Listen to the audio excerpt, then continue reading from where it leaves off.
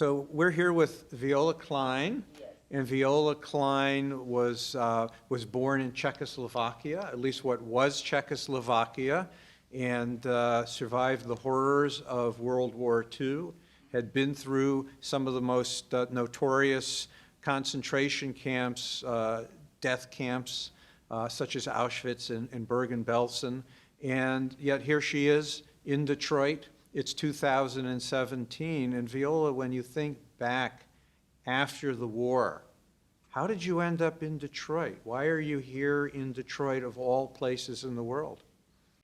Well, when I came back, in my house people were living. They wouldn't even let me in my house in. And my father left a cow for one neighbor. If anyone survives, she should give it back. The person should have a few crowns, some money. And she wouldn't give it back to me. She said she better kills me than gives me the cows. And I wasn't accepted there, but I was lucky that I met my husband on the train when I was coming back from Bergen-Belsen. So he came and took me to Mukachevo, to his city. And his two sisters came back, and I was with them, and I married him in Mukachevo. I came to Detroit because I lived in Detroit before. When did you? I didn't live in Detroit, but my family lived in Detroit, my brother. And when you came here, what do you remember? Where did you first live? Did anybody help you learn the language, find a job? What do you remember when you first came to Detroit? They weren't nice to me, the people. They had some old women volunteers, and they wanted to be bosses over me, and I didn't like bosses over me. I speak up for myself. Were they bosses over you in terms of just helping you get settled, or do you mean actually at work or jobs? No? No, it wasn't easy. No. It was very hard for me, the beginning. But I came with a 6-month-old baby, and it was very hard. How many children in total do you have? 4. 2 boys, 2 girls. Do they live here? Where do they live?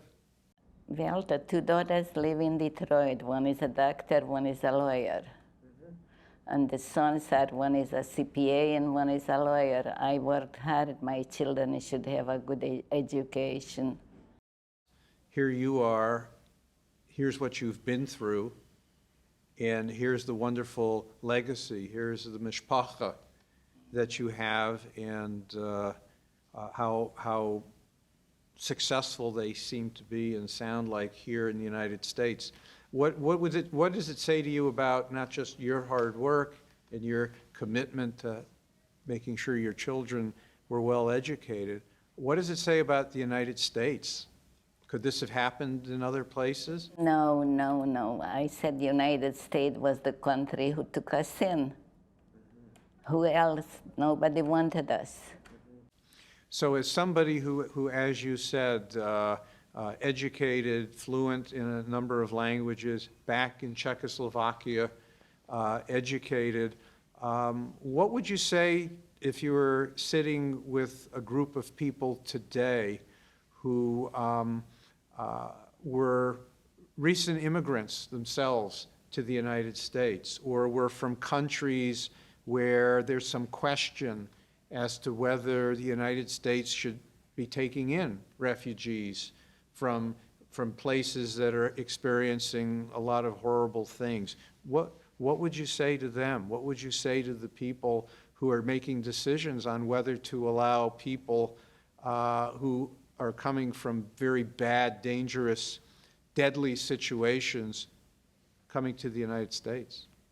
That they are lucky to get here, because the United States is the best country. They don't discriminate us. There are some who discriminate, and Michigan was one too. But still the best country to live in.